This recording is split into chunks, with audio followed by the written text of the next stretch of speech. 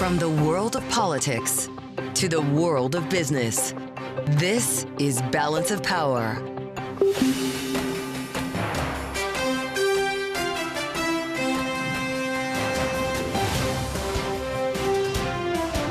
Live from Washington, D.C.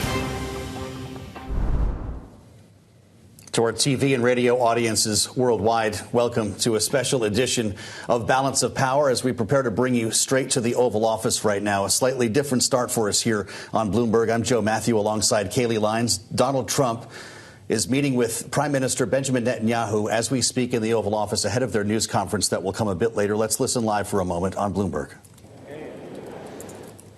I think that I should talk to President Trump. So okay. I'll ask, do you agree with Trump's vision of getting all the hostages back home, even if it means to end the war?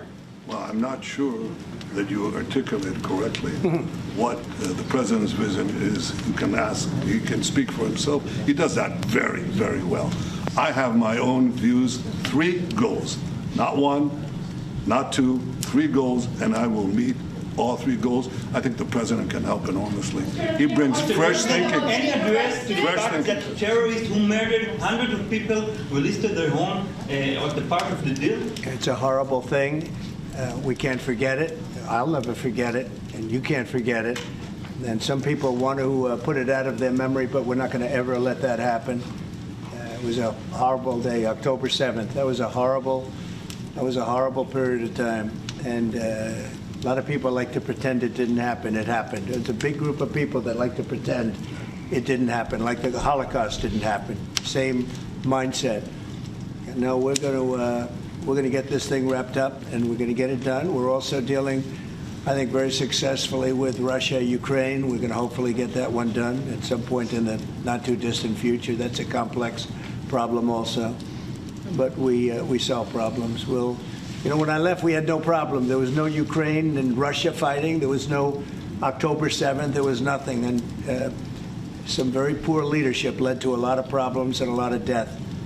And it's a shame, but we'll put it out. We'll put out the fires. We have a lot of fires, but we'll put them out. Mr. President, why do you still support a Palestinian state like the peace plan you presented in January 2020? Is this plan still on the table? Well, a lot of plans change with time, and a lot of death has occurred since I left and now came back. This death occurred not while I was here, but while somebody else was here. It shouldn't have happened. They shouldn't have allowed it to happen. It would have never happened, and that includes Russia, Ukraine would have never happened. Not even a little bit, not even a chance. But now we are faced with a situation that's different, in some ways better and in some ways worse. But we're faced with a very complex and difficult situation, but we'll solve the problem. Mr. President,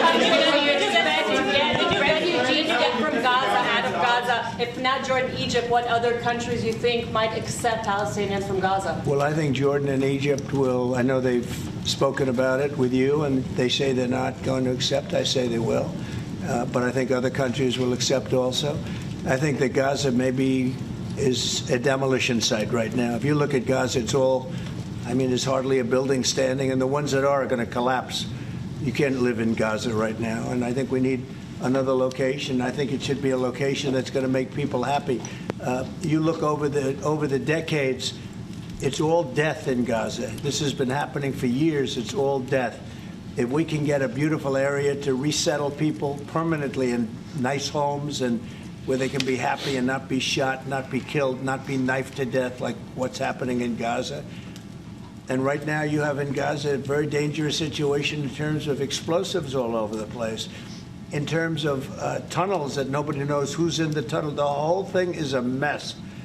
And I think that if we can resettle, and I believe we can do it in areas where the leaders currently say no. I've been saying that with Mexico, having to do with the border and all of the things, and you saw what happened, 10,000 soldiers, and they're going to do a good job. I really believe that, and I believe Canada is going to do a good job also. They said the same thing, and then they did something much different than what you were hearing. This is a very, very difficult situation, but we're going to get it solved. I don't think people should be going back to Gaza. I think that Gaza has been very unlucky for them. They've lived like hell. They lived like you're living in hell. Gaza is not a place for people to be living. And the only reason they want to go back, and I believe this strongly, is because they have no alternative. What's the alternative? Go where? There's no other alternative. If they had an alternative, they'd much rather not go back to Gaza and live in a beautiful alternative that's safe. That's President Trump live. In fact, a short time ago, live to tape, as they say, in the Oval Office with Benjamin Netanyahu. If you're with us on Bloomberg TV or on YouTube, you see the two sitting in front of the fireplace in the iconic setting in the Oval Office. They will soon be holding a joint news conference, a bilateral news conference that we will bring you here on Bloomberg TV and radio following their first meeting since Donald Trump was elected took office in the White House. In fact, the first visit of a foreign leader in the new Trump administration. I'm Joe Matthew alongside Kaylee Lines in Washington. As we bring you continuing coverage from Washington, D.C., we bring in Republican Congressman Chuck Fleischmann of Tennessee. Congressman, it's good to have you with us. As we listen to the outcome of this meeting and the news conference that will follow, it reminds us, of course, of the very delicate situation that we have right now in the Middle East. Donald Trump had some very tough words earlier today for Iran, for instance, with reporting today that there's a secret team in Iran working on developing a more quick arrival at an atomic weapon. And this is something that has the attention of our intelligence community here now. We often talk to you about the energy space. How precarious is this moment for the price of oil and gas as Donald Trump meets with Benjamin Netanyahu? Well, first of all, let me commend President Trump and Prime Minister Netanyahu for a very productive meeting, for very positive rhetoric, and it shows the strong, resilient, growing, and eternal bond between the United States and our strong ally Israel in the Middle East. In terms of energy prices, obviously it's about supply, supply, supply. We need abundant oil. We need abundant natural gas. I occupy the nuclear space. I think we need big nuclear and small nuclear going forward. Chris Wright, our new energy secretary, I think is going to do a very great job in that regard. But I think all of the indicators, and again, I applaud President Trump for this, are ramping up supply, at the same time dealing with situations in a very dangerous world. In terms of Iran, let me be very, very clear. As you know, as chairman of the Energy and Water Subcommittee of Appropriations, I fund our nation's nuclear arsenal under the NNSA, the National Nuclear Security Administration. I'm responsible for funding that. We have got to make sure that the Iranians are never able to develop and deploy the use of a tactical nuclear weapon of any kind. I think Donald Trump has been steadfast about that. I'm steadfast about that. So the reality is where we've got somebody new in charge, President Trump, who is very cognizant, very aware, and watching all of this. So a lot of moving parts. I give him very high marks. And I also want to thank Prime Minister Netanyahu for coming to America at a critical time and being the first foreign visit. Well, Congressman, I'd like to ask you about something else that does seem it's going to be impacting American energy, and that's the retaliatory tariffs that China has announced in response to the 10% levies that Donald Trump, as of midnight, has placed on all Chinese goods. When we consider that response from China, the idea that this could potentially ramp up even further, is this something that benefits the 3rd District in Tennessee? Is this not just going to lead to higher prices for consumers and potentially damage American energy? Well, again, I want to commend President Trump. For too long, China has taken advantage of its position in the energy sector. Let's take a look at solar. They go in and they flood the market with chips that basically drive out American competition. They basically dump. They use their powerful position and their control to basically chase everyone else out of the market, whether it's solar or other types. They're moving ahead in nuclear as well, including new nuclear. So at some point in time, and now is the time, President Trump is going to stand up to China. I think ultimately Xi will understand that President Trump is for America, Xi is for China, and there's going to have to be a change in the relationship. It can no longer continue to be this one-way dominance by China, not only against the United States, but against the rest of the world. So America is standing up. Short-term, possibly have some issues. Long-term gain, getting American dominance in energy and all of our other sectors back strong and secure. Of course, the door swings both ways, Congressman. On Bloomberg Surveillance this morning, we heard from Sarah Bianchi, the chief strategist, political affairs, public policy at Evercore ISI, former deputy U.S. trade representative, had this to say about China's response to the retaliatory tariffs. Listen. Beijing did, need to look strong in responding back, although it is a measured response. That one could go on for a while. There's a lot of complexity in that relationship and a lot of things to work out. I do expect this year we're going to see higher tariffs on China that are lasting. I expect the administration to go back to its initial 301 investigation. I expect there to be a lot to say on export controls. So maybe he pulls back briefly, but I think it's much more likely these ones stay in place. So, Congressman, this is a trade war to stay, it sounds like. What does it mean for manufacturers in your state? Well, I think it means manufacturers in our state are going to be attracting more manufacturing to our state and to our country. Let me be specific. Volkswagen, which is actually in my district, is now wooing Audi and some of their other brands to look at manufacturing in the United States. I think it's going to be a period of readjustment, but a period where I ultimately think the Chinese will realize that America is no longer going to take the disadvantageous, overwhelming relationship that has been in China's favor. And what's going to happen, I think, China will realize at some point in time they, like Mexico and other countries, will come to the table and renegotiate with the United States because it will benefit them to do that in the short run and long run. This is a tactical move by Trump. I think he's been successful again with Mexico. He's been successful with Canada. I have no reason to believe that ultimately he'll not be successful with China. Congressman, I'd like to ask you about something else that has made a lot of headlines in the last few days, and that is the access that Elon Musk and the Department of Government Efficiency have been granted to Treasury payment systems. Elon Musk obviously, has a role in some sense as a government employee here. He has not been confirmed by the Senate. It's unclear what his security clearance status actually is. Should he be having access to the sensitive financial data of millions of Americans? As a constitutionalist, I want to stay in my lane. I have oversight power as an appropriator in the United States House, and I do use that. But what would you say if a constituent asked you why Elon Musk got to see their Social Security number? I would basically say at this point in time, we have to wait and see what exactly has been seen. But this is the purview of the executive branch. This is something that Congress can inquire. But once again, Treasury and the Treasury Secretary, I think, has actually addressed this in a very meaningful way. We are going to find out exactly what has gone on. But ultimately, this is the call of the executive branch and not the legislative or judicial branch. Well, it will be under your purview, I suspect, if the administration, by direction of Elon Musk, wants to rid the nation of certain government agencies. If Donald Trump, for instance, wants to shutter the Department of Education, doesn't Congress need to have a say in that? Absolutely. I think Congress and the United States House and the United States Senate do have a role. The executive branch has a role. And ultimately, maybe even the courts will have a role to look at what the balance of power is. I think that's a good, healthy debate for our republic, for our balance of powers.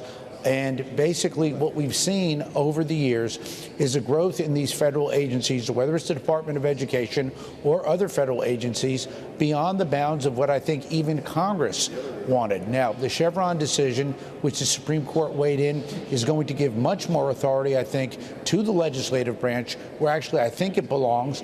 Ultimately, that will take time to get that power back. But it's not one size fits all. It is a process. It is a constitutional process, and we will work it out for the American people. And as you alluded to it earlier, our constituents will be heard on all sides of this aisle and ultimately at the ballot box. So we will be responsive in the House. Our senators will. And of course, I think the executive branch will on a broad scale. All right. Republican Congressman Chuck Fleischmann of Tennessee, thank you for joining us this evening. And coming up, we'll get the perspective from a colleague of his across the aisle, Democratic Congressman Richard Neal of Massachusetts, ranking member of the House Ways and Means Committee, joins next on Balance of Power on Bloomberg TV and radio.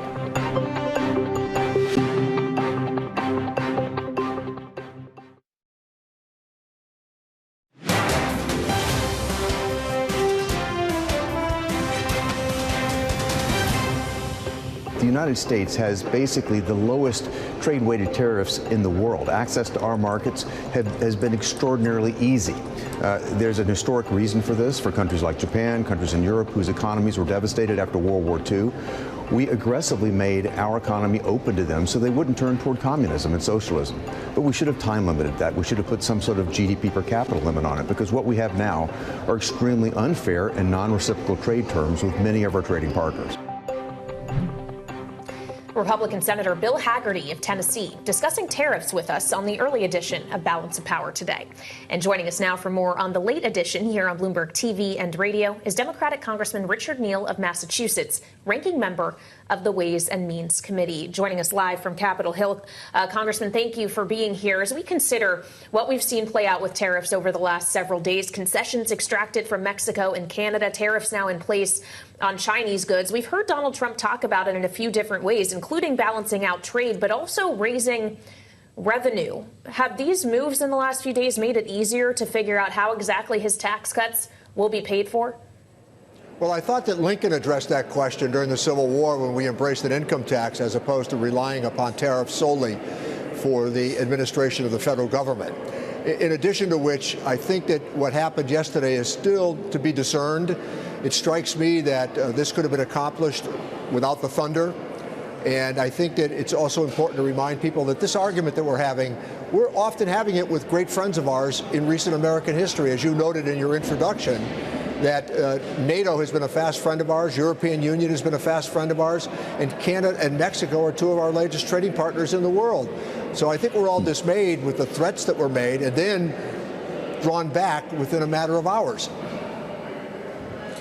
Well, Congressman, bring us inside the Ways and Means Committee, because we were told by the incoming Trump administration that the tax and tariff conversation was the same conversation, that you needed to raise money from tariffs to cover the cost of making the Trump tax cuts permanent or extending them, which is a debate that you're about to get into with your Republican colleagues. Where are you on this? Is there direction from leadership? Can you start writing a bill on taxes without knowing where the tariffs are?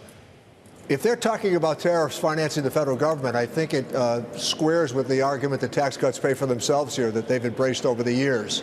We need to sit down and have a discussion about what these tariffs mean. I negotiated the USMCA, the largest trade agreement in the history of the world. We came up with what was known as a rapid response mechanism. The President of the United States at the time, Donald Trump, he signed the trade agreement that I negotiated with Bob Lighthizer, his U.S. trade representative. Recall here that in this discussion that there are still parts of the American economy that continue and did develop very, very close ties with our trading partners, including much of Europe. The agricultural states did very well as it relates to these trade agreements. And I would also suggest that rather than threatening our allies, we would be far better off trying to find a common path forward. Congressman, we've just had some headlines crossing the Bloomberg terminal. According to Jonathan Bloom over at the Treasury Department, the Department of Government Efficiency, who we learned this week was granted access to the Treasury payment system, according to the department now says they have read-only access to data, that no payments by other agencies have been suspended or rejected. Does that provide you any comfort, or is just being able to see this sensitive data on the part of Elon Musk enough cause for concern? Here's my concern. Those are very sensitive documents. Privacy is next to liberty in our constitutional system. Also a reminder here that there are parts of Social Security, including disability, survivor benefits. There are parts of Medicaid and Medicare that relate to mental health care. There are individuals who perhaps would not wish to have those disabilities exposed. There are family members that support them. I don't think that we want to roll the dice on an issue as important as this as it relates to privacy. There have been in the past difficult obstacles to gaining that information. There is what is known in law as 6103. You ought to have a public purpose for embracing those documents, and the Congress ought to know about it rather than an arbitrary decision that comes from those who, in fact, are unappointed and hold no official portfolio. Well, it begs the question what Congress can do in its oversight role with all of this. Congressman, we just talked to a colleague of yours from the state of Tennessee, a Republican, who told us that he's in a different branch of government and can't comment on it. Does Congress not have a role here? Congress has a very important superseding role here. Members of Congress don't serve under the President of the United States. You serve with the President of the United States. Our Constitution makes that very clear. In addition to which, that oversight responsibility compels us to ask questions, not to fall in line every time a president embarks on a position that they think, in an arbitrary fashion, gets them to where they want to go. Congress is a check on the presidency. That's a very important responsibility that we have. Well, and Democrats perhaps can be a check on a Republican-controlled Congress. We heard as much from a joint press conference with Senate Minority Leader Chuck Schumer and, of course, the House Democratic Leader Hakeem Jeffries, who had this to say about Republicans' slim majority in your chamber specifically. They're not at full strength and will shortly be 217 Republicans to 215 Democrats. That'll be the smallest majority since the 1800s. But even when they're at full strength, all we need is three principled Republicans in the House, and a lot of the madness and extremism that has been unleashed on the American people can be halted, particularly as it relates to the upcoming spending agreement that we need to resolve in a bipartisan way. Bipartisan being the operative word there, Congressman. Are you getting the suggestion from leadership that Democrats will not be playing ball to avert a government shutdown next month, or say raise the debt ceiling before the X date? We are not going to succumb to a threat over the debt ceiling. It is the responsibility of the majority parties in Congress to raise the debt ceiling. A reminder, they voted for pandemic relief in a bipartisan manner. They voted for the infrastructure bill. They have voted to offer huge increases in the defense budget. My point is, they were part of the spending. Now they have to be part of the responsibility that accompanies it. We are certainly not going to submit to intimidation over the idea that you can cut very important social programs like Medicare, Social Security, or Medicaid, and then simultaneously offer huge tax cuts to very wealthy people. I haven't found the logic yet in their argument that we can balance the budget by cutting taxes.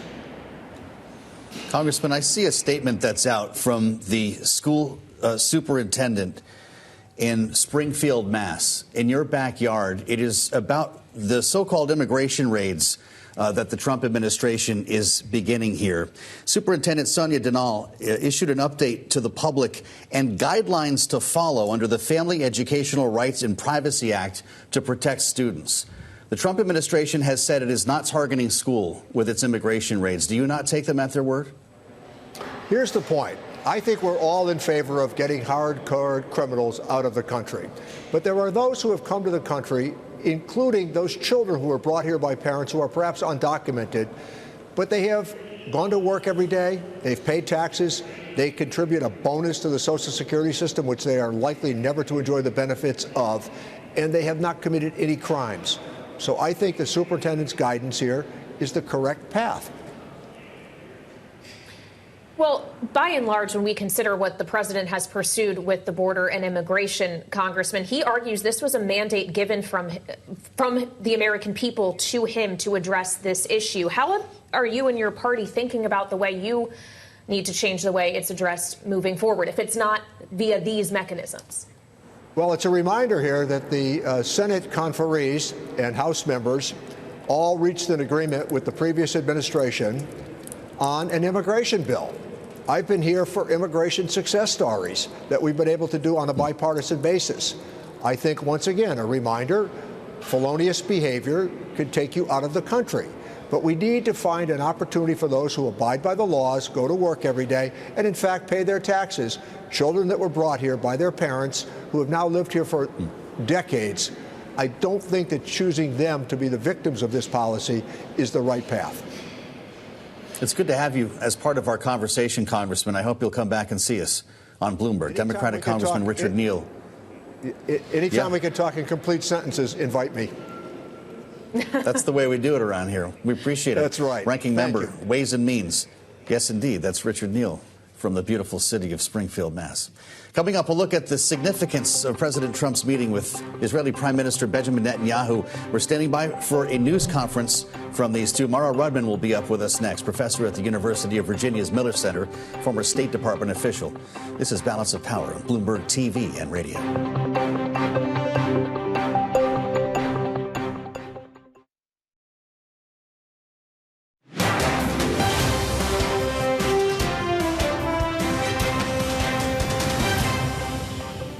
I have no assurances that it'll hold. I mean, I've seen people brutalized. Nobody's ever seen anything like it. No, I have no guarantees that the peace is going to hold.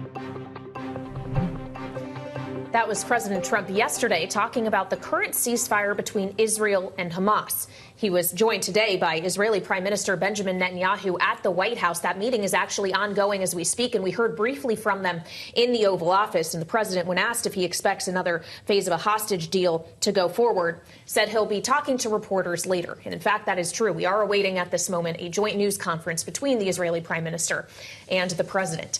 And as we do so, to put this meeting into context, we're joined now here on Bloomberg TV and radio by Mara Rudman. She's professor at the University of Virginia's Miller Center and formerly with the Office of the Special Envoy for Middle East Peace at the State Department. Mara, welcome back to Balance of Power. As we wait to hear from Netanyahu and Trump any minute now, I'm sure the first questions they will be asked are going to be about whether or not the current ceasefire agreement in place can be extended to phase 2. Do you see that opportunity here, or is that just too difficult? Thanks to be with you guys at this important time. No, I absolutely see that it's possible to extend, and possible and very important in the interests of all involved, to extend the ceasefire into phase 2. It requires some tough confrontations for Prime Minister Netanyahu at home. And I expect that is some of what President Trump will be talking with him about. It's also clear to me, by the way, that President Trump's special envoy, Steve Witkoff, has been pushing very hard and very clearly and very consistently for the release of all the hostages. And that clearly requires going into phase 2 of the ceasefire agreement. If that does not happen, what does Benjamin Netanyahu do? Why does he not want to reach phase 2? If the idea is to continuing to dismantle Hamas, what's left? Well, it's two things. It's more than two things. It's absolutely continuing to dismantle Hamas, and I'm sure Prime Minister Netanyahu, his far-right coalition members, and others were concerned at the very kind of public posturing that Hamas maximized when it was releasing the hostages in this most recent phase over the last week. It's still a significantly decimated organization, and their ability to take action against Israel, against others, is seriously mitigated at this point. But for some in Prime Minister Netanyahu's coalition, that's not enough. They want the total destruction of Hamas at whatever cost, including the cost, and they've been clear about this, of the remaining hostages who have been through unbelievable horrors in Gaza. His extreme right-wing members of his coalition, and they have been clear they'll cost him his coalition, are willing to sacrifice those lives for what they believe is their vision for Gaza. Well, Mara, you're echoing what we heard from Hagar Shamali, formerly of the National Security Council, on the early edition of Balance of Power today. She was speaking to this difficulty of the domestic pressures on Netanyahu, specifically what the Israeli government wants, and why that makes phase 2 hard. This is what she told us. The requirements of phase 2 are that Hamas must release all remaining hostages in exchange for the IDF completely withdrawing from Gaza and a declaration of a permanent end to the war. And that is a major step to make, especially when you've got Netanyahu and his cabinet who very clearly said that they want to resume war after phase 1. Mara, we've had this conversation several times when President Biden was still in office about the way in which Netanyahu has to weigh pressure from an ally and an important one who's providing Israel aid like the United States versus the pressure he has at home. Does that calculus change at all now that it's Donald Trump in office who may be more willing to exercise leverage? changes some, but I also want to adjust one point that you made about the pressures Prime Minister Netanyahu faces at home. What he faces are pressures to his continued existence in power because of two extremely right-wing ideological ministers on whom he has depended for votes and political support. That is what is at stake. The overwhelming majority of the Israeli people, who may disagree on a huge number of other issues, are united in wanting hostages home. United. So that is one piece of one big factor. Another huge factor, and you ask in terms of President Trump, I think President Trump is probably communicating that he can deliver the Saudis in a deal in the kind of next era Abraham Accords. And that is something that Prime Minister Netanyahu desperately wants. He may have been skeptical of President Biden's ability to deliver on that. The Saudis have been clear, and I certainly hope they hold to the position that they took over from October 7th onward, that a pathway to a Palestinian state was a critical component, a prerequisite, if you'll have it, of them considering going forward in a regional security and political and economic architecture that included Israel. And that's something that's very important to the region, important to the United States, important to the Israelis and to Prime Minister Netanyahu himself. I want to ask you, Mara, about the role that Iran is playing in this whole conversation. We spoke yesterday with Michael Allen from Beacon Global Strategies on what he suggested would be a major point of discussion between Benjamin Netanyahu and President Trump. Here's what he said. The sleeper issue is, what is Netanyahu going to ask of Trump on bombing Iran? Iran is uniquely vulnerable right now because of the collapse of Syria, the collapse of Hezbollah, and all of the destruction of all the Hezbollah arms and radars going across Syria and into Iran. So they're uniquely vulnerable. And it may be that Netanyahu says, Mr. President, this is a unique opportunity for us to knock them out of the box and degrade their nuclear programs. Ad reporting today in the New York Times that a secret team of Iranian scientists are exploring a faster approach to an atomic weapon.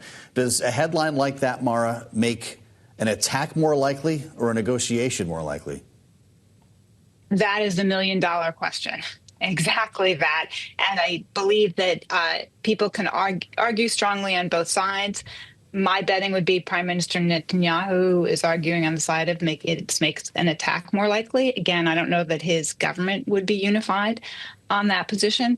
And listen, I listened closely to President Trump's extensive discussion in the Oval Office earlier today. He said a lot of things, and a lot of things I disagreed with. But I noted the ways in which he talked about Iran. And he sounded like someone who certainly wanted to leave a pathway open for negotiation. I will note that that is possible through the kind of regional security and economic architecture that the Saudis want and that Israel wants. So there may be other ways to get to the ultimate end goals of reducing the threat that Iran poses to the region, to the United States, and to the world. Well, something else we heard from Donald Trump today, in fact, we've heard it from him on multiple occasions, is the suggestion that Gaza right now is unlivable and that Gazans should be able to be relocated to other countries like Jordan and Egypt. Mara, do you see that as a recognition of reality that the vast majority of Gaza has been leveled by this war? Or is that a dangerous suggestion that neither Egypt nor Jordan is likely to agree with the president on? Both things are true. In that Gaza has been leveled. It's an Gaza has never been an easy place to live, let's be clear. And it is extraordinarily difficult now. That doesn't mean that suggesting that Egypt and Jordan should take the 2 million Palestinians living in Gaza and that Gaza should be cleaned of Palestinians. And I believe those are the words that President Trump used. That is any kind of solution, unless you're interested in further destabilizing the Middle East, destabilizing Jordan, destabilizing Egypt, and doing a great disservice to the many Palestinians in Gaza who've already suffered terribly. What we need to do is be focused on a pathway to a Palestinian state getting resources, much needed resources into Gaza, finding accommodations within Gaza for the Palestinians who have been through so much. Those are the steps that need to be taken. And I hope and expect those are the kinds of steps that President Trump is talking about with the Crown Prince of Saudi Arabia and the leaders of Egypt and Jordan and others in the region. Sounds like we'll have a lot more to talk about, Mara. Thank you so much for joining us. Mara Rudman, professor at the University of Virginia's Miller Center, former State Department official. Always good to have you with us on Balance of Power. Coming up, we'll explore further the political implications of Benjamin Netanyahu's visit to the White House, the first official visit of a foreign leader in Donald Trump's second term. Our political panel joins next on Balance of Power on Bloomberg TV and radio.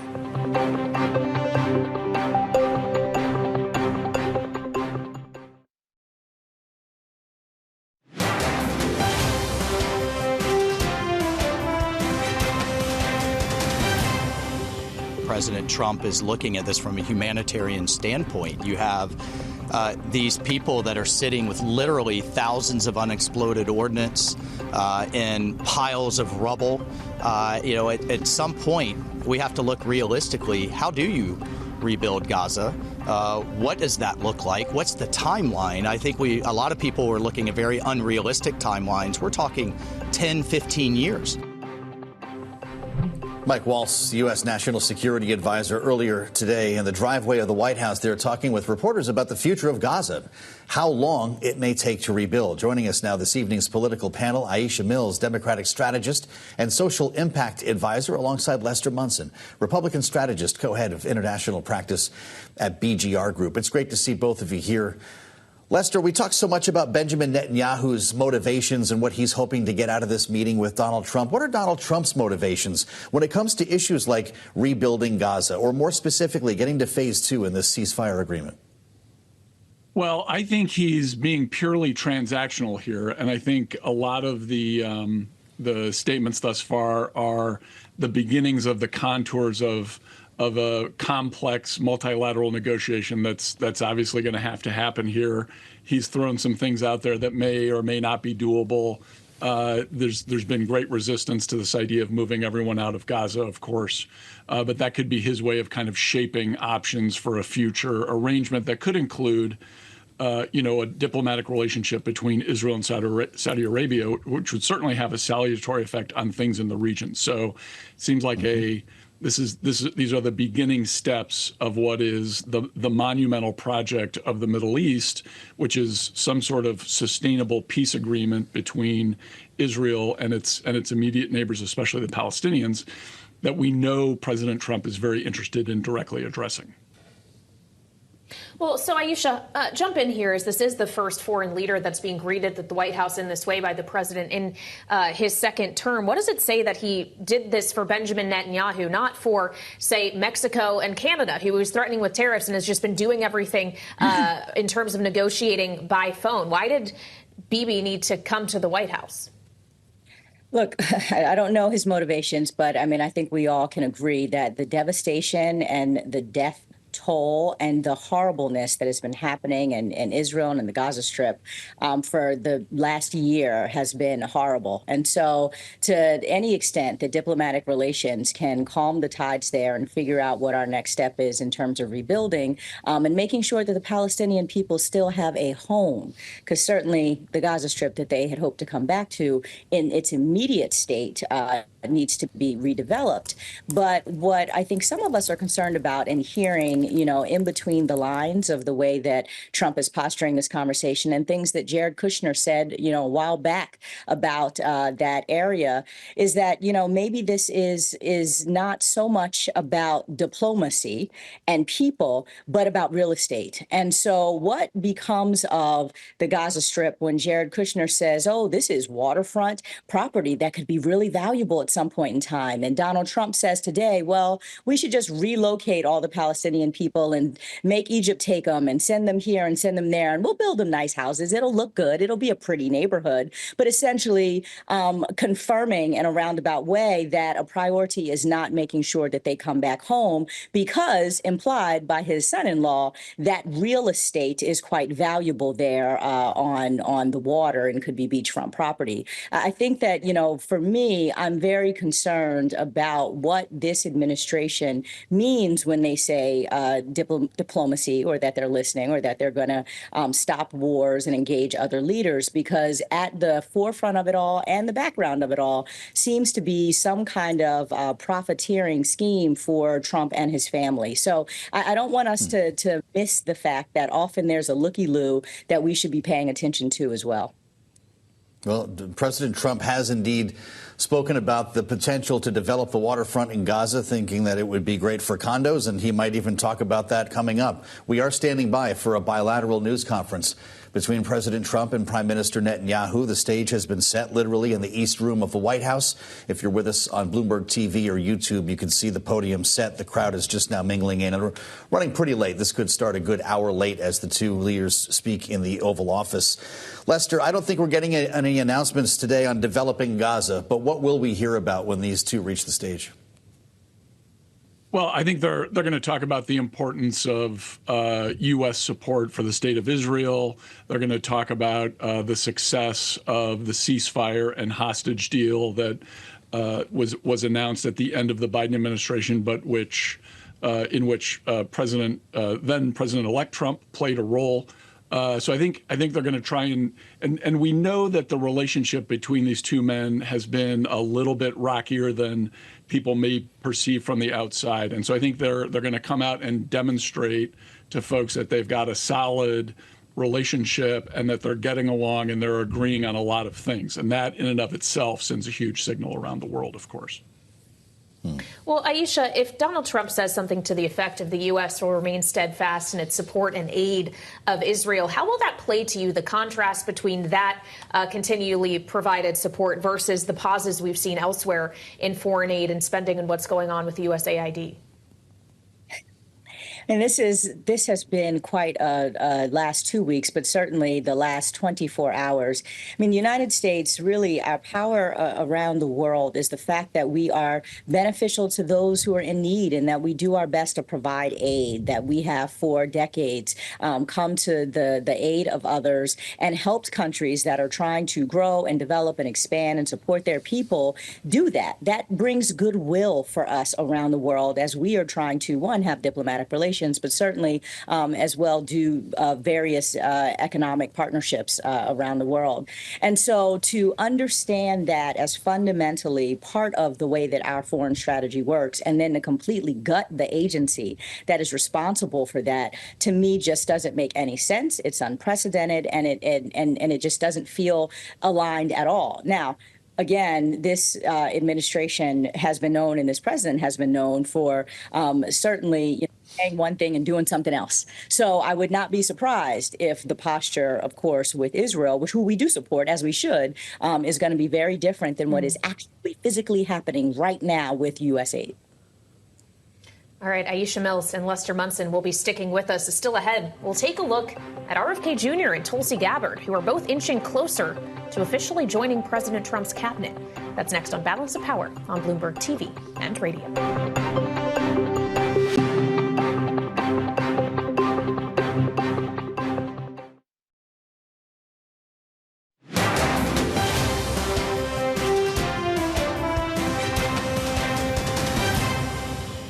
It's been a long, intense process, but I've assessed it as I would assess a patient as a physician. Ultimately, restoring trust in our public health institution is too important, and I think Mr. Kennedy can help get that done. Republican Senator Bill Cassidy of Louisiana, who is a physician, on the Senate floor today, explaining his support for RFK Jr. for health secretary. RFK's confirmation advanced out of committee today.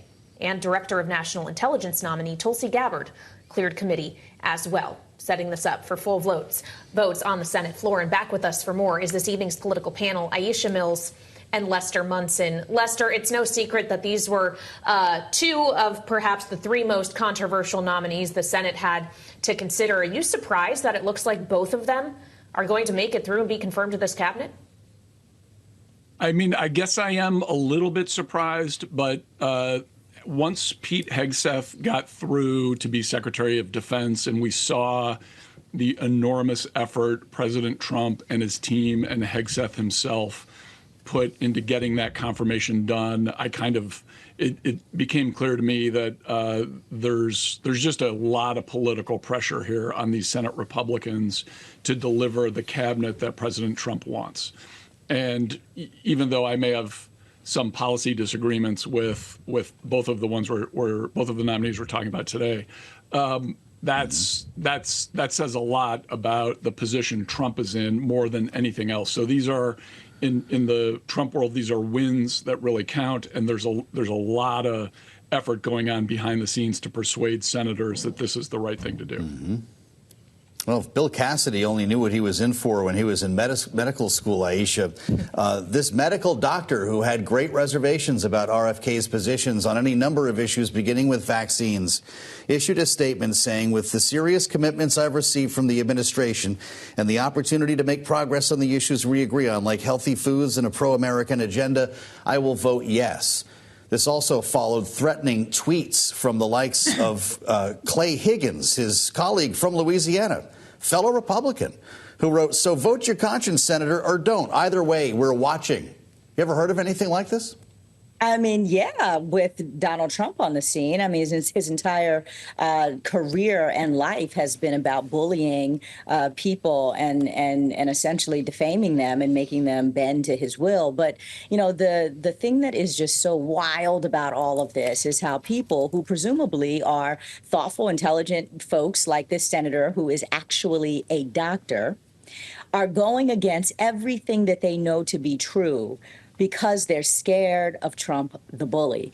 It's interesting that as part of his speech, he said, you know, we need to restore public trust in the Department of Health and in our, you know, federal health kind of management system.